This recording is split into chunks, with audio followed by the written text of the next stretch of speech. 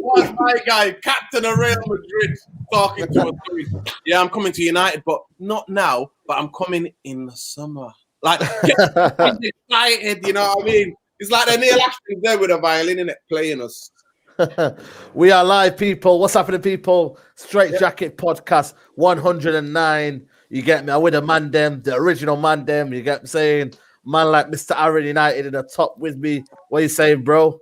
I'm good, man. I'm good. I'm ready for this, man. I feel like I ain't seen you guys in a while still. I don't know why, but just feel man. You know what I'm saying? This lockdown, man. As soon as it's over, man, we're gonna link up, man. Big That's what link I'm saying. up. We all live up here anyway, so we should link up. And bro, we should. Yeah, we should, bro. 100%, man. It's long overdue.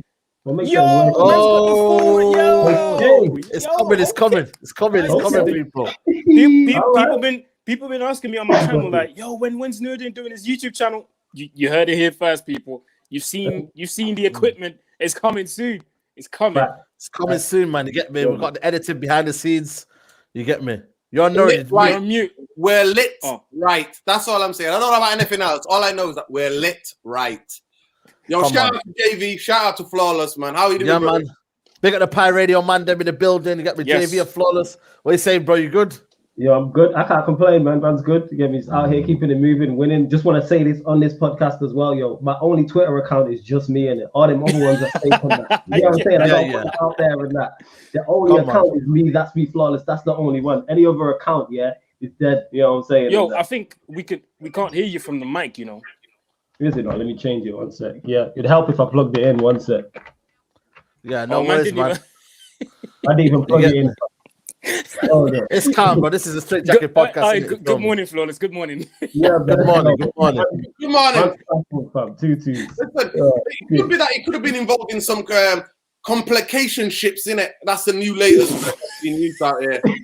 I understand if you're, you know what I mean. Now that you're famous, in it, you know what I mean. I can understand that you might have just gone off the boil a little bit, you know what I mean. You know what I mean? Because for people to make 2 fake accounts of Flawless, yo, that means you're on some next level. Like you say, Flawless, man, you got fans, man. You got fans, Flawless.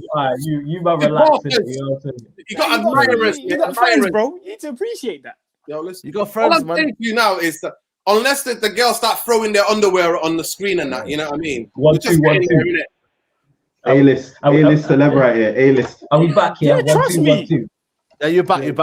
All right, cool. Yeah. Listen, that's all I'm saying. That can I play the security? Yeah. Not from the mic. Am I allowed in the I VIP? can hear from the mic though. Can I play security and the VIP? I can imagine JV's the man in it. He's your personal person who sorts out all the stuff behind the scenes. But you know what I mean. I could be the security. I'll just be like, you know, I'm looking after him. You know what I mean. I'm looking after him. You know what I mean. So, with the hood up and that, you got the balaclava and that. In the VIP, bro. I'm gonna be in the VIP. You know what I mean. You might have to check it again because I don't think it's coming. Still not working? Yes, it is now. Yeah, no. Yeah. It's me rushing around and forgot to plug it in like an idiot. Nah, it's cool, man.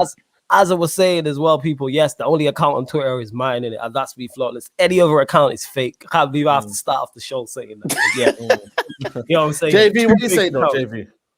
Good, man. You know, just, trying not to get blinded by the shine from my co-host right here. Yeah, you're good, bros. You know what I'm saying?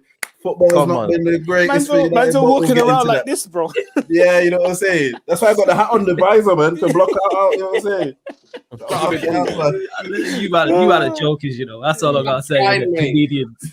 Nurdin, you know what I mean? Someone commented here, Glazes out, needed both of our players. You know what I mean? It's Neil Ashton got away with this one today. I'm telling you, Neil Ashton is there, mate, with a violin already playing everybody. And you see already, people are like, the way the club's moving, whoever's doing the PR, that the kids playing on the 23s, and they're like, listen, we've signed players. It's just that they're not been in the team yet. It's coming, and then Ollie comes out in the press conferences. Yeah, he looks really good. He could be ready. And then today he's like, he could be ready soonish. He's not ready yet. But so listen, it's all there. You can, all you man can say level at Ollie everything you want, but I'm sorry to say, Ollie's not being backed, and the predictions are there. It's all in the interwebs. As I'm an old school guy, I call it the interwebs, the internet. The videos are all there where I predicted United to finish 6th or 7th because I said he's not being backed. But we got hypnotized by the 2 young signings, and now one of them's gone to Spain already. One didn't come here till January, and he played on the 23 game and he scored 1 goal and we're all getting giddy. So on the 23 football and Premier League football are like day and night, mate. Day and night. You know what I mean? So that's how big difference it is. Ollie asked for a centre half and he asked for a right winger. Man United delivered on those front, zilch for him, 0. And Ollie already today came out and said, kids, United fans, don't stay up too late because there is no transfer, mate. There isn't. And they're smiling and they got away with it. And when was I on here? I was on here a podcast ago and I said, guys, don't get too giddy. You did, man. You might be a good you know what? No, it didn't. We lose one or we draw one. And now everybody's like, all I can say is title race was good till it lasted. Now back to reality. Back to life. Back to reality. Yeah, 187 got the quit. Yeah, the fake accounts might have. If you see me shooting my shot at Gal on Twitter, it's defo not me in it. Let me just put that out there. Defo not me in that. All I'm saying is that all I'm definitely saying not me. Alleged, because man got to me and said it's Flawless setting up his phone fake accounts to get a girl online.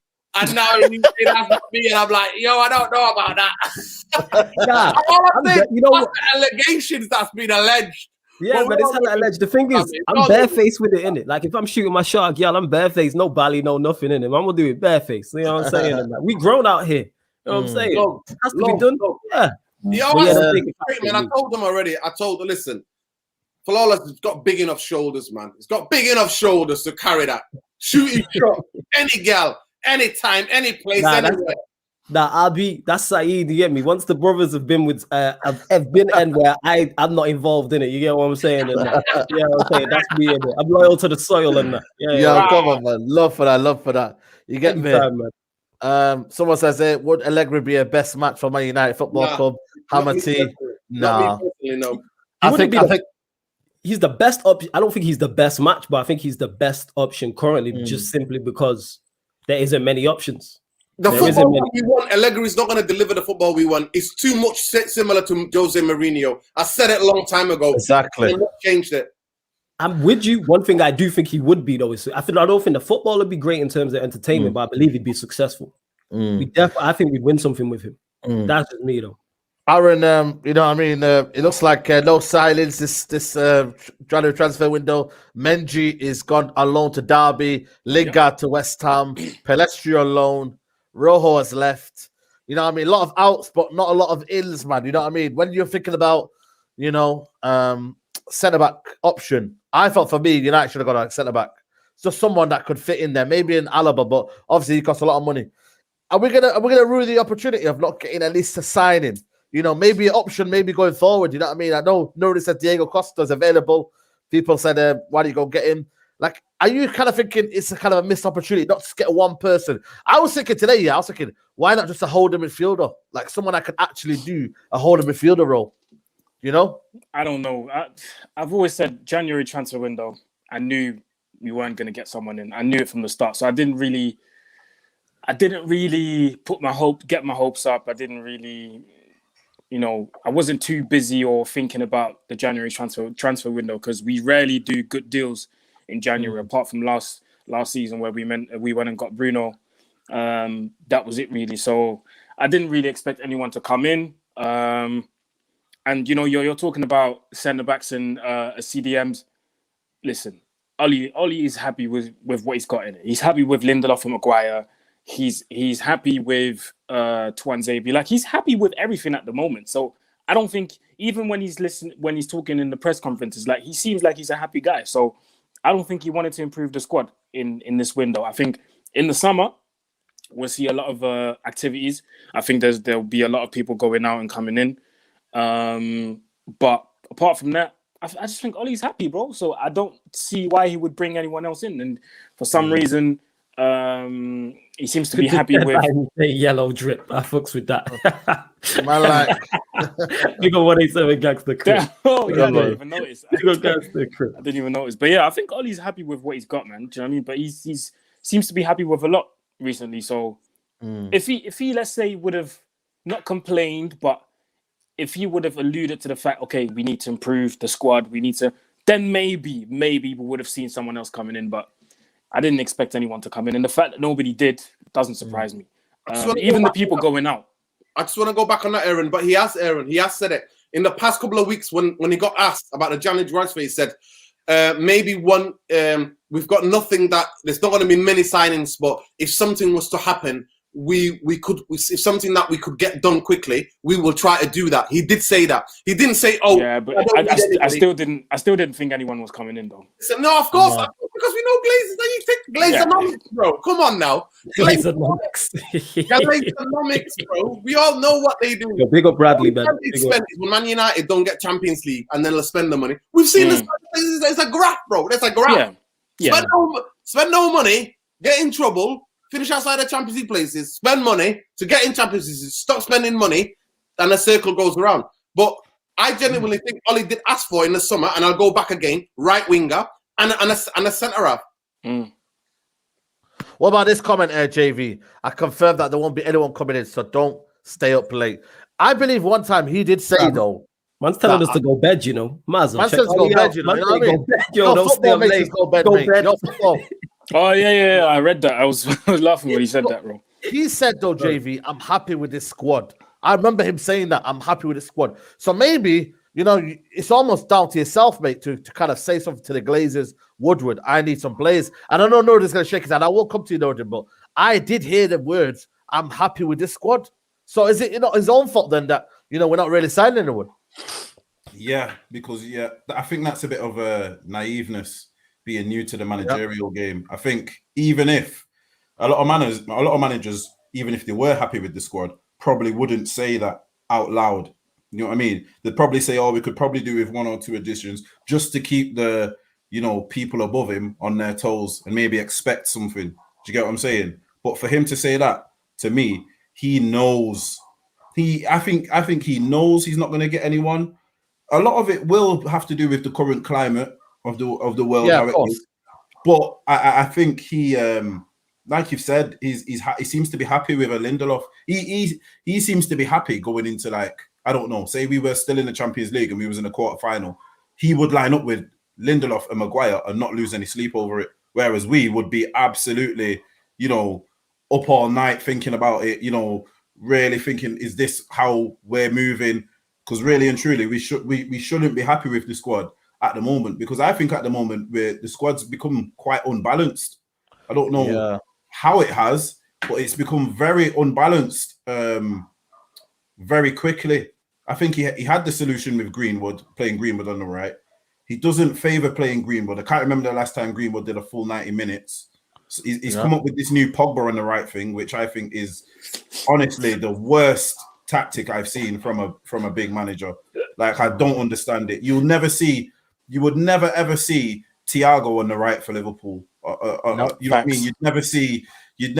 I don't know. Partey wouldn't be on the right. Do you know what I mean? It's like, what are you trying to get out of this? Do you get what I'm saying? So, I think he's trying to do the best with what he's got. I get that, but at the same time, he should have been putting a little bit of pressure on them, saying, you know what, we were top of the league, and we're not right now. Give me one player. Do you get what I mean? One player might get us back there and give us that extra push, i.e. what Bruno did last year. Maybe not in that exact same fashion, but someone who could just maybe do a little something for us and help out. Because clearly now we're in a situation where some of these players need help. But the one thing I always say with Ollie is, I think he's so reluctant to bring in players because I think he fears that certain players might not respect him. So I think with him as a manager, we will always be not going for the top talent or not as proactive in the market as we should, because one thing he has to take into thought is that, will this player rate me? Do you know what I'm saying? So that's where I think we are. We've never been that good in the January window. Obviously, we've got Bruno in and we've done previous, but I don't think it would have been wise to expect anyone at this moment. Someone say that Ollie's lying for the sake of it. He's saying Ollie's a liar. Of course, he's not happy. His target in the summer, big signings. So what do you do then? You know what I mean? Like, has Ollie just got to go bare backbone and say, you know what, man, I'm not happy, Glazers. You know, that's what I would do. And I know, you don't say that out in public, but you're not helping yourself, mate, because at the end of the day, people say you have been backed, you have spent a lot of money. 80 million on Maguire, 50 million on Wan-Bissaka. That's your defense there. You know what I mean? Yeah. As much as we can say, you know, look at Diaz, man. I wanted Diaz, and nobody will tell you that before the Maguire was signed. Diaz was available for about 40 million, 50 million. Yeah. You know what I mean? So I don't know if Ollie's made his own bed. He's got a lie in it, hasn't he? Yeah, that's right. Once you make your own bed, you do have to lie in it. Of course, if Ollie is unhappy with the squad, of course he's not going to come out and publicly say that for obvious reason and that. Big up, man. You get me? Salute Marshall. Big up each and every time. As I was saying, of course he's not going to come out and say that he's unhappy, because then that affects the morale, affects the rest of the squad. If he is unhappy, though, he needs to make that be known to Woodward, the Glazers, etc. If that's happening, we don't know. But here's the thing with it. Even though our squad isn't perfect and can be improved, I don't know where this myth came from that you need to have a perfect squad to win league titles. City are currently top of the league without a striker. I know, man. The majority of the season without a striker. Whereas if we didn't have a striker, our fans who were saying, the defense isn't good enough, blah, blah, blah, would be saying, we don't have a striker. It's a myth. Liverpool won the league last season without a creative midfielder. If we had their midfield, our fans would be kicking off. Yeah, if we had that demon 6-6-6 midfield. They don't even have an 8. I mean? It's not even like they have Wijnaldum's not got a Premier League assist in 2 years or something like that. Man, play 3 defensive midfielders. You'd be kicking off. Yes, obviously systems and things like that add into it, but that's my point, is you work with what you've got. If you could give Klopp his perfect midfield, he's not picking that, but he's working with what he has, and he's working around it and getting the creativity from the wide players. Pep is working with what he has. You think Pep doesn't want a striker? If Aguero's fit and can stay injury-free, Aguero's playing week in, week out. But we know Aguero, that's not happened, so therefore Jesus isn't good enough. Yeah, banter him, but he's not good enough for them where they're trying to do. Obviously, Torres has just come in. So it's a myth. Look at some of the center, and people talk about our defense. Look at some of the defenses. Currently, City have the best. Nah, it's not. It's not about comparing. I'm just using that as an example because they don't have the best possible attributes. They don't have the best squad, but they don't have the best. Yeah, they don't have the best squad, but they're using it. And when I say the best squad, I'm talking about perfect. They don't have a striker. If we sign John Stones in the summer, everybody would kick off. John Stones is currently a part of a defense that is the best in the league. So how you use them, isn't it, flawless?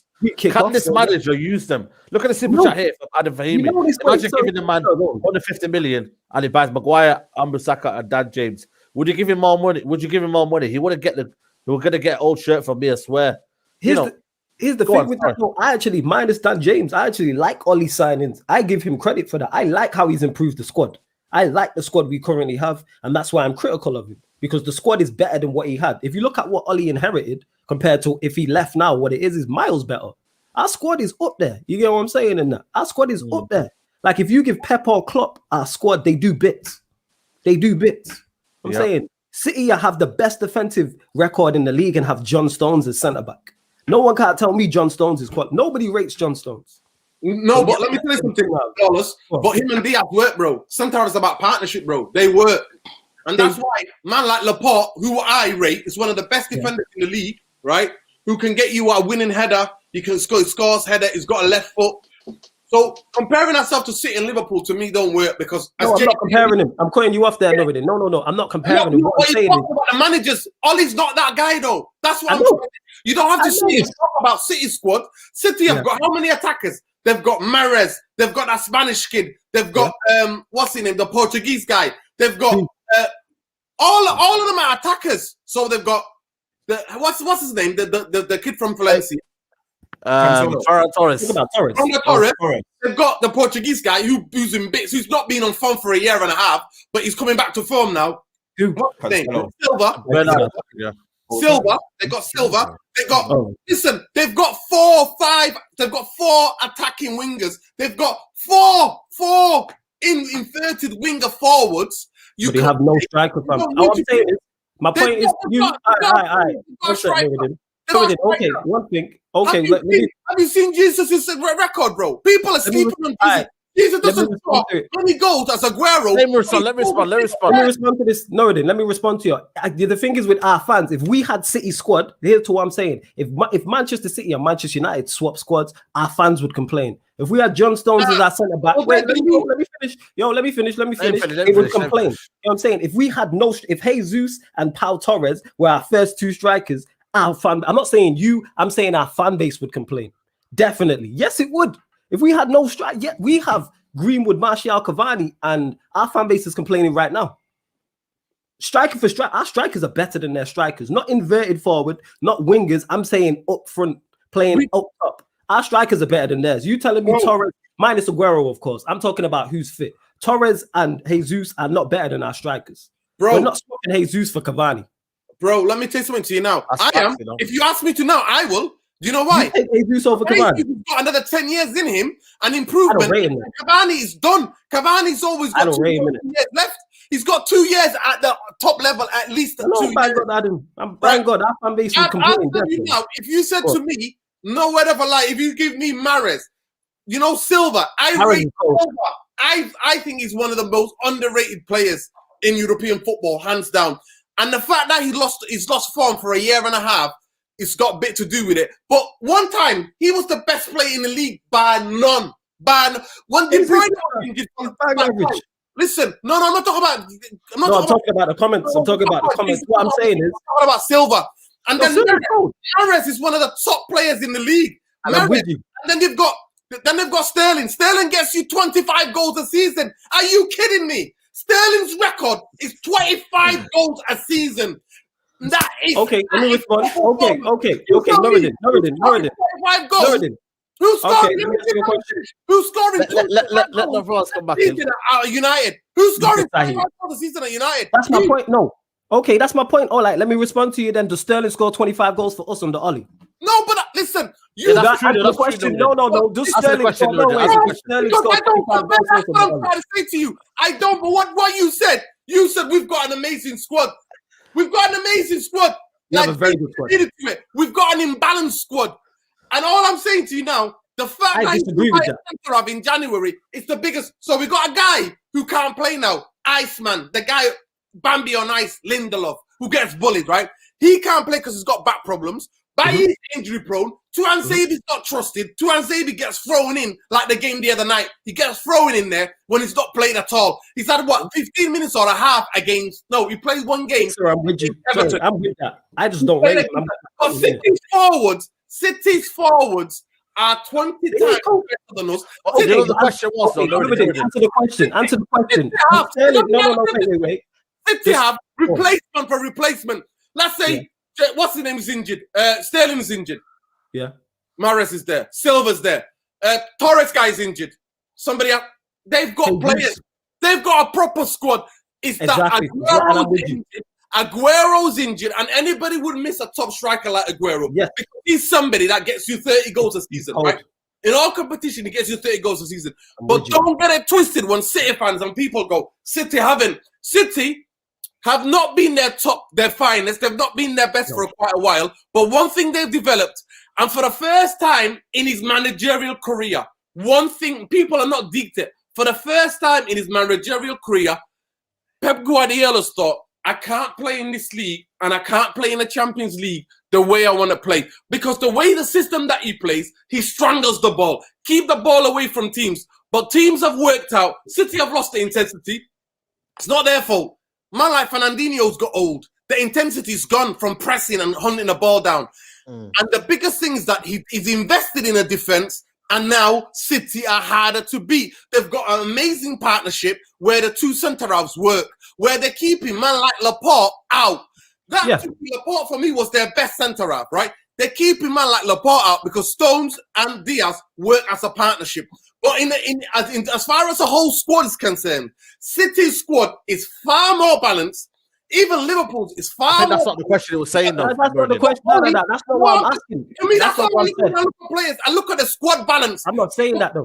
Listen, you could have all these players in different positions. If your squad's not balanced, like JV just said before, and it doesn't fit into the system, and this Mr. R, whatever the Mr. just said, it's system. Ole Gunnar Solskjaer is learning on have a system. He gets zero help from different, because we don't have any recruitment. We don't have nobody buys players. Like, for example, I'm going to ask you this question now.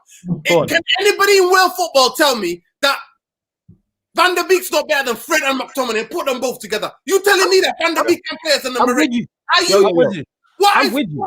Ollie never wanted him. Ollie never wanted Van der Beek, and that's why we know, because he's not playing him. That's why our Martial will come on in a game where there is a midfielder on the bench to come on and play and replace and replace McTominay. That is a fact. All I'm saying is it comes down to structure, boys. I'm with you on that. Listen, I think I'll take it to the grave. On my headstone, it'll say structure. That's what it will say. It'll say all he wanted was structure at Man United. It's happening. What's happening to us? This is what I'm trying to get to. Nuruddin, hold on. Let me ask you a question. They've got foreign directors. Hold on. Let me ask you a question. I'm not comparing us to City. I'm just saying that squad is, listen to what I'm saying here. I'm just saying that squad is not perfect. If you listen, the first thing when I opened up was there's this myth going around that you need a perfect squad to win league titles. City squad is the best squad in the league. Yes, I'm not disputing that. What I'm saying is it's not perfect. That's what I'm saying. It's not perfect. You telling me it's perfect? City squad can't be improved. I'm not saying. All right, cool. One more question. Okay, one more question. One more question. Okay, I hear you. One more question, fam. I want one more question. Does Sterling under Ollie in this Manchester United scheme to score 25 plus goals a season consistently? He's not Pep Guardiola. I'm just asking a question. There's only one. Listen, there's only one Pep Guardiola. No. I'm not saying There's only one club. These managers at the top level are not there. They're not all around. The biggest thing I'll come back to is this. At City, they've got 2 sporting directors. At Liverpool, they've got sporting director and a head of recruitment and the manager. They all make decisions. And Man United, we got Richard Arnold, Ed Woodward. So I'm loving this, man. Me and Nuruddin have money in that. We have money in that. I'm trying to get everyone else in the debate. You know what I'm saying? I just want to finish it. Man United, we've got Richard Arnold, Ed Woodward, and what's the other guy called? Matt Judge. That's who we got at Man United. So when you're comparing club to club, that ain't happening, guys. Club to club, Man United have got a style and the way that we're being run and the players that we bring in. We bring a manager, a player he never wanted. Then on the last day, we signed 2 youngsters, try to hypnotize the whole fan base and go, 2 youngsters, they're ready to play. Why is one of them going out? He's not even had 1 minute of first team. He's going to a Spanish team. 1 minute of first team. And they said, he's good. He's come from Uruguay and now he's going to Spain. The other guy is playing on the 23s and Man United on the app can't stop sending me photos of him scoring a penalty. He's 18 years old, right? This is who we are, bro. This is the difference. I just want to tell you the difference. Nuruddin, if I had a green screen, that would be my green screen is Diallo scoring that penalty. And that's all we got. You know what I'm saying? That's all we have. Listen, this is who we are. I swear to God, this is the magnitude of Man United. So comparing us to City, to Liverpool, no chance. Ole Gunnar Solskjaer is an experienced manager. He needed help. He needed a proper structure. We don't have it. I've said give it him 2 years. I told Aaron, I told Saeed, give him 2 years and we'll see where we are. And 2 years, we're there. No help, nothing. 2 years, He's styling it all through everything. He did say and that. The funniest thing about it is that he's still keeping us in contention somehow or whatever. But tomorrow night we get beat. The nail is there. You know that coffin? The coffin's laid out already. You know that coffin that says we're no longer in a title case. So there's a coffin waiting for Man United that says this coffin is no longer really battling. It's not alive anymore, battling. Right? So that the final nail will be in the coffin tomorrow. Will be hammered into that coffin tomorrow. If we get beat or draw against Southampton, then we can all relax. We can all go back to being. Let me bring Aaron into this. Let me bring Aaron into this. Thinking that we're gonna challenge. My apologies, people, in it, but you know that's how me and Nuruddin doing it. My apologies, going on. Is this a further reality of we're not? This is a reality check for Man United, mate. You know what I mean? We're talking about structure. We're frustrated about signings. You know what I mean? 4 points only dropped. Yep. You know what I mean? It's just a further reality of where we are, man. You know, last week we were talking about winning mentality is back at United, and we were all getting a bit too giddy, as Nuruddin says. You know, is this a reality check that we're nowhere near, but the squad, as JV says, man, it's in balance all of a sudden. Greenwood is what player is Greenwood anymore? Martial apparently has been cancelled. You know what I mean? It's like, it's all of a sudden, it's like, is this squad, has Ollie improved the players?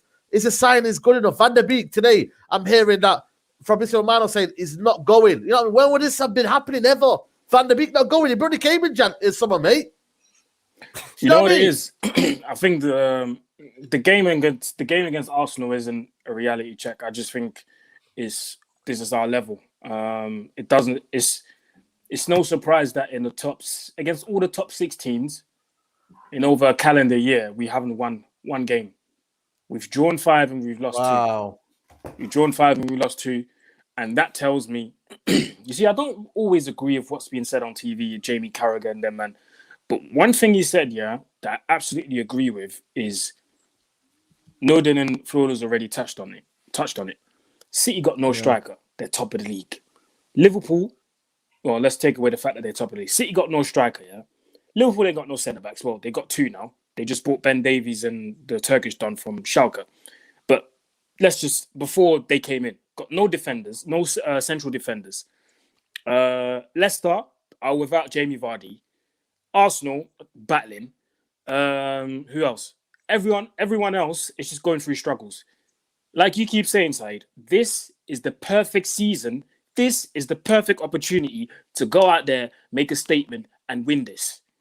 But what we are doing right now, we're trying to win this by playing it safe because we think playing it safe is cool. Do you know what I mean? 1 minute we're talking about taking risks, and then the other minute we're playing it safe. Against Arsenal, we played it safe. Do you know what I mean? Let's not get it twisted. It always it annoys me so much here to see, and it makes me sad sometimes when I look at our squad. We've got so many good players, but the way they're being used, bro, is just ridiculous. It's ridiculous. And somehow, by playing a very inconsistent type of football and a style of football that's not sustainable, somehow we still managed to be up there with the likes of City and Liverpool. Somehow, I don't know how we did it, but somehow. But it's a reality check in a sense that going back to the style of play, it's not sustainable, bro. It's really not sustainable. We have to stop thinking that Bruno's going to come with a spark of magic and then we win the game, or Pogba's going to do it. Do you know what I mean? It works against certain teams, but it doesn't work against the top teams because top teams are top teams for a reason. Do you know what I mean? Arteta has a mediocre squad and still they play better football than us. And that's embarrassing to me. That's embarrassing to me. It's embarrassing to me to know that he's a better in-game manager than Ole Gunnar Solskjaer. He proved it. And his system, was better. 3 times we've played him, and he's worked it out at halftime, and he's made a substitution at halftime, bro. Halftime to block us, because in the last 10 minutes of the Arsenal game, we were getting through to them. We didn't want halftime to come because we were on top. Halftime came, and then he changed it. Next minute, we're blocked. But I agree with a lot what Aaron's saying, but I'm afraid to say the club, Aaron, for you to go with everything, the board, the CEO, the owners, everybody has to have the ambition to go, right, guys, all of these things are happening. The corona's doing a madness. We're Man United. We could be 700, 800 million in debt. We don't mind borrowing a bit more because we know when football comes back, we'll make that money back. All of them getting together going, right, what is the plan? Who do we need to buy? How can we make the squad more balanced? Ollie, you need to get into this. We need to win this league. We're going to have to go for it. Aaron, we're not that club, bro. We're not that club. This is why I'm saying.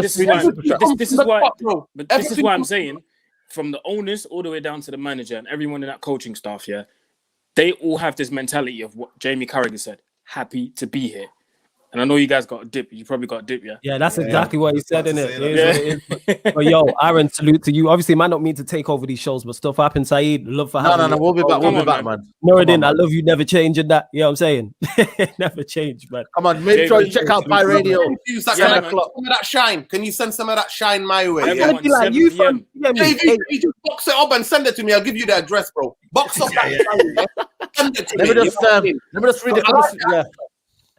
Yeah, shout out to everybody, and also make sure you go check out Pi Radio 7:00 on PiRadio.com and Pi Radio YouTube. Subscribe to the channel as well, people. Sarcasm City TV and subscribe. Make sure you subscribe. Yeah, absolutely. Yo, Belly Visual, man. Read out Belly Visual, man. I'm gonna read all the super chats. Give me a second to read all the super chats. Team not good enough. Facts. Players not good enough. We need to stop blaming the manager. I've said this before. These are the same players who played under 3 other managers. I know super chat here from Adam Farimi. He goes, have to side with Florence on this. The structure is irrelevant to tactics. It is irrelevant to side to recruitment and longevity. Bad structure isn't why Pogba is playing right wing. Another super chat from here from Belay Visuals. Again, thanks very much, bro, for the super chat. It goes, I said this yesterday, Saeed. We should be grateful we are in second place. Change the style of play Cavani, Greenwood up front, Van der Beek, Pogba, Bruno behind, and play the tick-tacker football until the end of the season. You know what? I just want to comment. I just want to comment on the super chat before that. I get what Nurdin was saying about the structure, and I fully agree. They should be sitting down, or they should have sat down and made a plan and go, listen, just like you said, Nurdin, this is a pandemic season. Yeah, this is the COVID season. We need to make a statement. We need to go out there. If people are going to banter us and say, no, you only won the league because there were no fans. Yeah, cool, that's fine. But we won it. Do you know what I mean? If we win it at the end of the season, they should have sat down and made that plan.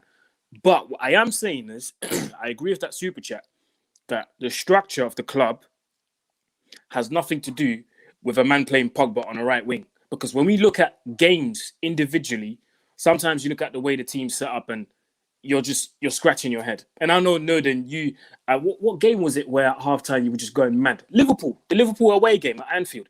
You were absolutely crazy. And I understood you because, again, we're playing it safe.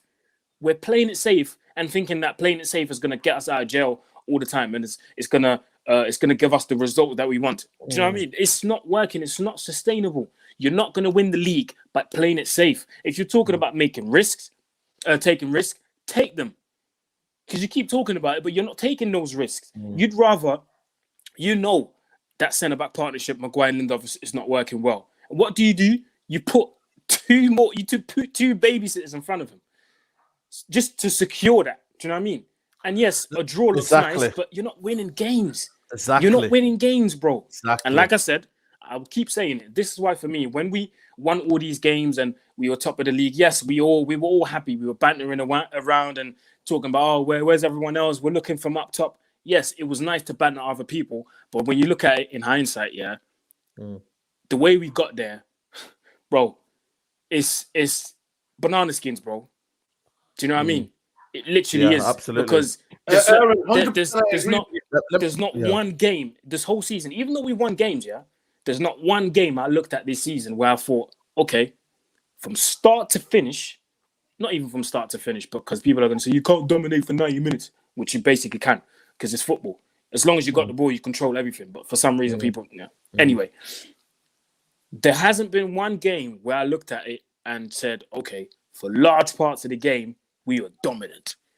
We always have spells. Only leads because But is that a true reality? Because of the goals. Leeds left everything open, bro. We just carved through them. Even McTominay scored 2 goals against them. Yeah, of course. Do you know what I mean? So that explains everything. Leeds are always like that. They will attack, but at the back, they're leaving mad spaces. You can always score against them. I just want to come back what Aaron said. Aaron, I agree. Like I said to you, I always said the reason why I was going mad, and you referred to that, the reason why I was going mad in the WhatsApp group, the reason why I was apoplectic, bro. That's because I was like, I understand you want to play Pogba on the right wing to help out, and that he's got creative, he can switch the ball. But why are you playing Rashford up front when we all know Rashford cannot run on the shoulder? If that was Cavani, then I wouldn't have a problem. But don't play Rashford there, and don't play Martial there. So anyway, we know that. And I agree to the last part of that. Playing players out of position ain't nothing to do with the structure or the recruitment. But what it has, bro, because the manager, to try to keep it safe, as you call it, Aaron, has to play these guys in these because he hasn't got a right winger. So, of course, it's got everything to do with the recruitment and structure. Ollie asked for a right winger. I'm not here to defend Ollie. You've seen how crazy I was. You know what I called him. I called him the PE teacher's assistant because that was the PE teacher's assistant tactics. Yeah. You play players at our position. But Saeed, I genuinely want to discuss with the viewers, right? With all the people that are getting involved. Big up everybody that's getting involved and hit the likes and subscribe. Yeah, hit the like button, people. Hit the like button, man. And share. Yo, big up Stroh as well. Coming in the building. Yeah, Liverpool back on song. You know what I mean? So I don't mind players doing bits like yesterday. What's his name did bits? Salah grabbed the game and took it by the scruff of the neck. Salah did what Bruno sometimes does, what Pogba does. I don't mind that. But Liverpool, let me give you this, right? Liverpool have had their 2 centre-halves, not their Saeed, right? Yeah. And not their Aaron and Stroh. And Liverpool have conceded less goals conceded less goals with their 2 centre halves out, Saeed. When I'm talking about we need to defend, that's why Ollie now plays for McTominay and Fred to babysit Lindelof when Lindelof plays with Maguire. That's why that partnership is not working. It's clear for everybody to see. And that, to me, when I seen that stat, I was like, wow, Liverpool press halfway line. Yesterday against West Ham, I seen Henderson playing almost as a midfielder. 1 minute he's a centre-half, next minute he's in midfield, pass spraying the ball, camping the team in. We don't do that, Saeed. We don't do that. Let me ask Stroll something. What do you make? Obviously, you're now 1 point behind us now. It's crazy, man. Last week we were laughing and saying Liverpool are finished and whatnot. What has changed for us? And is it still a reality check of, we're still far away from you, man? In terms of everything, structure, the way you guys are run, the coaching levels. What is it, man? Just chat to us, bro. What I said to you last week, the biggest missed opportunity I've seen from Manchester United in a number of years in terms of coming to Anfield, it just showed a lack of ambition. And it reminded me of Liverpool in the 90s and the 2000s, in the case of just happy to be in the race. No ambition, no fight to go and get it done, because you come to Anfield, we've got no centre-backs. And if you look at your front three outscored ours last season. So they're a good front three. I don't understand it, and which is why I was so critical of United's performance, because I said it was we were happier with a point than you were, and that's the issue. So it's a reality check in terms of the fans that were overly gassing and overly excited, but from the top down, it's just a mess at United. There's no ambition, no fight. Do you understand how I was going crazy on the WhatsApp groups after that game? Do you understand now, bro? Do you understand? Yeah, I knew that anyway, because I said it from the jump. The fact that we're having to play Henderson and Fabinho at centre-back against arguably the most informed front three at the time is criminal. And you look at it, it was you had the chance to end our streak at home, and imagine what kind of a psychological blow that would have dealt. Forget that it's Burnley, because it's Manchester United doing it. The rivalry, the history, it's different with Liverpool fans. And I think the way you approached that game was criminal, especially when you're seeing after the first 30 minutes when you rode the wave that we didn't look like we had a plan B. It just looked like we ran out of ideas. That's when a better tactician and a better manager takes that game by the scruff of the neck and goes on and wins it. And then you look at Arsenal, it's exactly the same thing. The Arsenal game was there for the taking if you just showed a bit of belief. And it just looks like from the club down, there's no belief. The mentality is not there. The fight in terms of believing that you can win the title is not there. I was listening to the show before I jumped on, and I was 100% spot on. If there's ever a time to win the title, it's this year. Yeah, Carragher said it. You know what I mean? We've got a super chat here from Belay Visual says, Rashford is a super sub at max. Rashford is on the caliber of Theo Walcott. You know what? Theo Walcott was good in his day for Arsenal. You know what I mean? He did show flashes. I think maybe it's a bit too harsh, probably. But you know what is there, Nuruddin, man? You know what I mean? Like, is this a kind of a worry bit now for Ole Gunnar Solskjaer and Man United now? You know, we've seen the best of United. I know you're going to say, well, you know, it was always going to come crashing down, but is this a worry now to either get top four now? Is it, you know, you could either be out this top four quickly, mate. Chelsea look like they're on the up now. They're looking like they're going to get points in there. It's a worrying part. You could be in the title race, but then by the time you come down to February with the Europa League, I don't know, stop laughing, man. I'm trying to be serious. You know, Europa League comes in Thursday, Sunday, the mentality drops. Listen, it could... You see me, Saeed, I only have like 1 or 2 rants, right? You see my rant that I put it on Twitter innit, after the Sheffield United game. You heard it there, bro. You heard everything. All the people close to me, I always said to them, I'm going to pretend we're in a title race so that we can stay up there and then finish 4th. Because because I expected us to finish 6th or 7th. I said it. If they don't back it, watch your podcast from the summer. If you know what, if they got them the right winger, if let's say we got Sancho and then we got a quick centre half, I promise you now, I'll be putting more coming out and saying it as it is against Ollie and putting more pressure on Ollie. But I'm afraid to say the biggest thing Ollie would have is that he's never been back. There's not one manager since Fergie. They never backed Fergie. They never. You know what? The other day, I'm not gonna lie to you. I'll send it in the WhatsApp group, yeah. But check this out. I'm not gonna lie to you. It was from 12 years, 2012, yeah. 2012. I wrote a status on Facebook saying, Fergie, stop protecting them. We need world-class midfielders. What are you talking about? These Glazers are you're delusional supporting the Biara and all them. Remember you saying? Know what? That just showed, Saeed. So let me explain something to you. I'm saying, so partly it's part of the players. The blame is always not one person. The blame, as a club, because you're an institution, Man United institution, right? The blame lies every places. But fish always rots from the top. And I'll explain to you again. It's exactly what Stroh's talking about. In those 28 years, 29 years, yeah, before Liverpool, 28 years before Liverpool got serious about challenging the league, right?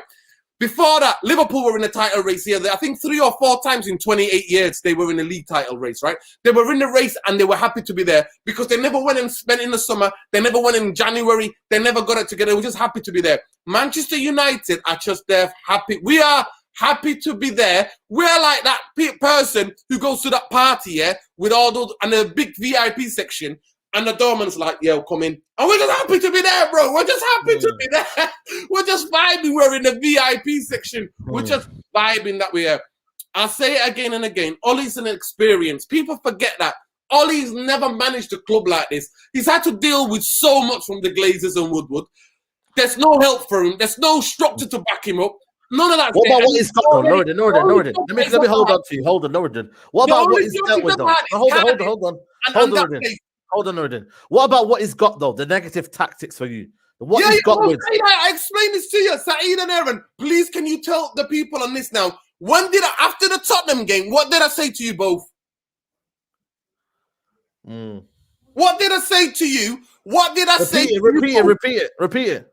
I said to you, both of you, I said, Ollie is literally, his pants are fell out. He's shitting himself because he can't get beat against 6-1. So we're going to go ultra defensive. I said that to you. Can I ask you a question? Have we gone to ultra defensive? I explained to you, but I'm not a prophet. I just watched the game and I see what the manager said. But no, why is that? Why have you gone ultra defensive? You know what he said? I'm not going to lie to you. The guy interviewed him after the Tottenham game, right? Literally, he's there on the pitch that he's getting interviewed. And he's like, I'm never going to be that open again. Because he understands, right? Emotionally, when the top six team beats Man United, that all the fans, because it's a big game, the whole world's watching, that the fans go, what the hell is that about? 6-1, he should never be a Man United manager. And he never wants to be in that position again. Because if the club come out and sacked him then, they would have been like, well, he got beat 6-1 at home. So that's a disgrace, man. That's not the standard of Man United. And that's what, from that Life's game too short, man. Life's too short. From that game onwards, because he already picked his Iceman, you see the way he talks about Lindelof. Oh, he's a top defender. I rate him. Of course I do. He's a good, brilliant. He calls him Iceman and all this fun singing Iceman. The Maguire and Lindelof partnership dictates the way the team plays. And Stroh, Liverpool are the perfect proof. Liverpool have got 2 midfielders and they're still pushing to halfway line. Manchester United will never push to halfway line because if you're going to buy Maguire, you need to buy a quick centre-half next to him who can complement him. You see how much of a good defender that Maguire looks when he's got a centre-half and somebody's quick. And then what happens, bro, is that in midfield, we can't be as open because we have the ball. We want to be a possession. So all these changes from being a counter-attacking team for his first year and a bit to a possession team. And when you're a possession team, you need to squeeze the game straight. Let me ask a question to Aaron. Your midfielders, your attackers have to press and you know what you need to put the ball in a box and you need to keep the box there and keep the intensity there. We can't do that when Maguire is slow. And I know. Caught, right? And Ollie does something, right? He does something. Okay, it was 2-1 or 3-1. They got a couple of decent goals. We got the red card, and Man United was still attacking. That's why we got speed 2-1. It was 2-1. It was 2-1. Yeah, 2-1. He does something like that. He does something. Shit, you know what? Actually, there was reasons why we got whacked 6-1. They had they weren't involved in the European competition. They had a pre-season. We didn't have a pre-season. We got a red card, and then we were still going gung-ho, and then Pogba gave away a penalty, and then at the end of the game, they scored to make it 6. So there's a context to this. Ollie, after that game, said it there, and it was the first time, bro. It's the first time Ollie's veils came off, the mask came off, and it was I'm not going to play out in the game. Hold on there. He said. Hold on, Aaron. Is it life too short, though, to be thinking like that? As a managerial career, you're here at Man United Football Club. You'll never get this opportunity again. I don't think you'll get a managerial opportunity like this in world football again. You know what I mean? I don't think you'll get this at this level. You know what I mean? Will he get that opportunity again, man? Why don't you just go for it, man? As a manager, man, what's his tentative approach? Get you anywhere, man? It's not a good look on yourself, Ollie. Because the people around him is coaching staff and partially the fans as well. Certain fans, they're literally just telling him that what he's doing is okay. The bare minimum is okay for United fans nowadays. Do you know what I mean? Going to Arsenal and drawing 0-0 is okay. Going to Liverpool, our fiercest rivals, away, drawing 0-0 is okay. Everyone's okay with it. Whereas if Mourinho was still in charge, and we went to Liverpool, if this was anyone else but Ollie, going to Liverpool, biggest rivals, 0-0 draw, not going for it, playing Pogba on right wing, would have called for his head. Would have called for his head, but because it's Ollie, everyone's cautious. You don't want to say the wrong things, and it's Ollie, and he's a club legend, and but he's not doing well as a manager. And yes, Liverpool signed a centre back, by the way. Stroll. Liverpool have signed Ozan. Kabak, I know. Yeah, man. What is it official now? Yeah, official. Yeah. Proper structure that is. FSG out now, Stroll. FSG out. I'm still frustrated with him because it's too late. Frustrated with him because it's far too late. But I just want to touch on a point that Aaron made and it's a telling thing when you look at, for example, although as a manager, you love to see it when you see Bruno Fernandes digging players out in the changing room because of performances or the way they're acting on the pitch, etc., etc. That's a mentality thing. The mentality comes from the manager. And if you look at Liverpool since Klopp come in, Klopp's transformed the club's mentality and the players' mentality. That's why he operates and he will buy very specific. So you look at the Robertsons of this world, fits him down to a T. Trent coming up, fits him down to a T. Van Dijk, Gomez, Fabinho, they've all got a mentality. Now, the mentality comes from the manager, and this is the issue I've had with Ole Gunnar Solskjaer from the beginning. When you start to see articles in the press with regards to Fernandes and Lindelof fight, is because Fernandes has got that winning mentality. He wants to win. He's grew up with that winning mentality. Lindelof hasn't. So that's why there's issues there. Then you see, for example, when you bring Fernandes off at Anfield, he then has the disagreement with Ollie because he's like, well, wait a minute, we can win this game. Why are you bringing me off? Take off a defensive midfielder. We can go on and win this game. The mentality comes from the manager, but then that breeds into the players. So when you see a manager going with negative tactics... Is he scared for his job, Joe? Is he scared to lose his job now? That is 100%. After the 6-1 game, it was clear to me that with what Nuruddin said, with regards to his interview afterwards, you can tell that he loves Manchester United and he's a club legend, don't get me wrong, but he loves that and he loves being a Manchester United manager. But he knows he is one significant defeat away from him potentially losing his job because the fans are already 50-50 as it is. No doubt that you know what clubs are like. They look at everything on social media. They look at the interaction. They look at everything with regards to sales, analytics, everything. So they will look at the fan response with Ollie. And he knows he's one significant defeat away. The Champions League's bad enough as it is.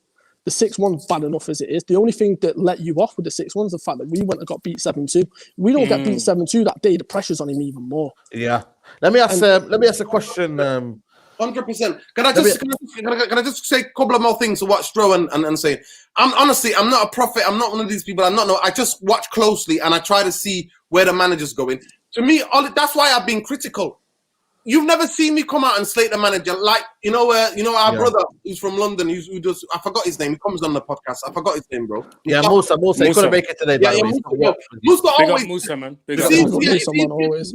To bully the person, the manager, than to bully the people who are running the club, right? So it's easier for the fans, and that's why I always think, not that because Ollie gave me the greatest joy in my life, the treble, you know what I mean, which was incredible. Not that, but to me, I put that aside now. I put that aside because I've seen it. I'm like, but when I look at the club, I don't see a club. I just see, because Stroh experienced it, growing up in Manchester, being from Manchester, living it. He's closely more than anybody, Stroll would understand because he's seen Liverpool coast, Man United in the coast, until the structure at the top of the club changes. We're never going to see the change. To me, do I think Ollie's done some good things? Yes. Ollie's got rid of a lot of deadwood. Ollie's done a lot of good things. I just genuinely think now, with this current structure, the ceiling is there. Ollie's not going to be able to do it because he hasn't got the help. He hasn't got the help. If Ollie had the help, bro, I'm going to agree with you. Stroll, Aaron, and Saeed. If Ollie had this, if the structure was there, Ollie had the help, and Ollie was messing it up, it will be there for everybody to see. Yo, big up Musa, yes, definitely. Right? It will be there for everybody to see, okay? But at this moment in time, a lot of the people are like saying, Ollie is just, he's coasting, and now, and you know the biggest thing, this is my biggest point. You know when he could have got sacked a year and a bit ago, when he was under heavy pressure? Yeah. It was the results against the big teams that saved him. It was the City games. How many? He won 3 games. City and Tottenham.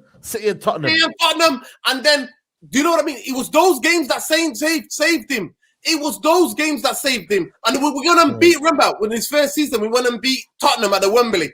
It was those big games that saved him. And everybody's like, all his record against the big 6 is pretty good. And now, when I tell that to people, people are like, you don't have to beat the big 6 to win the league. I'm like, it shows you how much you've come. You've been able to manage your game. So it's like when he sues their argument, look, that's the reason to keep him.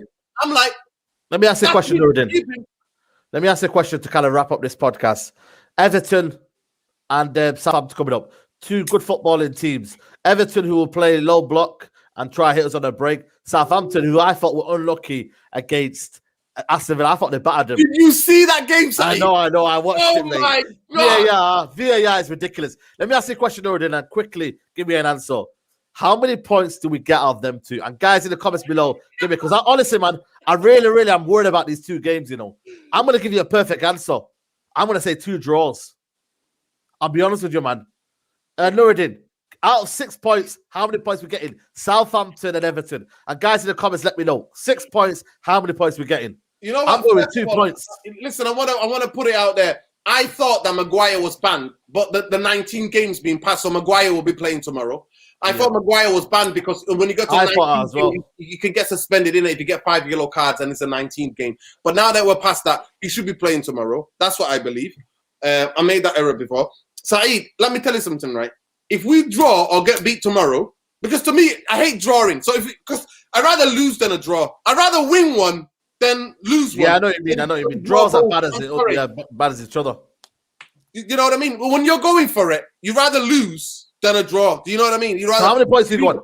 So I genuinely think tomorrow could be that. Like I said, that nail. You know the nail. You know that nail on the coffin. You know the coffin. That is the Man United title challenge. The coffin is ready. All the nails are all been put in. The final nail is ready, and tomorrow that nail is already got that. We've already put it on that little hole to hammer it. I think if they beat us tomorrow, it's good night Vienna, and we can just concentrate on being in our challenge. Yeah. Like I always said that. Aaron, give me your points out of 6 against Everton and Southampton. I'll be honest. You know what I mean? As we kind of Aaron has to pop his cheeks. Just be honest, man. Be honest. And I'm gonna hear Stroll's opinion before we wrap this up. 4 points. A win against Southampton and a draw against Everton. Stroll, you know what I mean, with your but not non-biased hat on. You know what I mean? Whenever it comes to it looks like Solskjaer could potentially lose his job, he's pulled something out of the bag. So I agree with Aaron, 4 points. I think you'll draw against Southampton, but I think you'll beat Everton because Everton are just Everton. Absolutely. And I'm going for 2 points. Guys, it's been a pleasure. That's been your Straightjacket podcast 109. Shout out to everybody who's joined into the building. We've had over 500 people here in the building. You get them a shout out to everybody who's tuned in. This is the best Man United podcast. You know what I mean? It's animated, it's passionate, and it's raw opinion, guys. So make sure you tune in every Monday, 5 p.m. Straightjacket podcast. Stro, it's been a pleasure for you coming on, bro. You know what I mean? Are you on the Pi Radio soon? At 7 o'clock, on Pi 7 till 9. Yeah, man, big up, man. Everyone.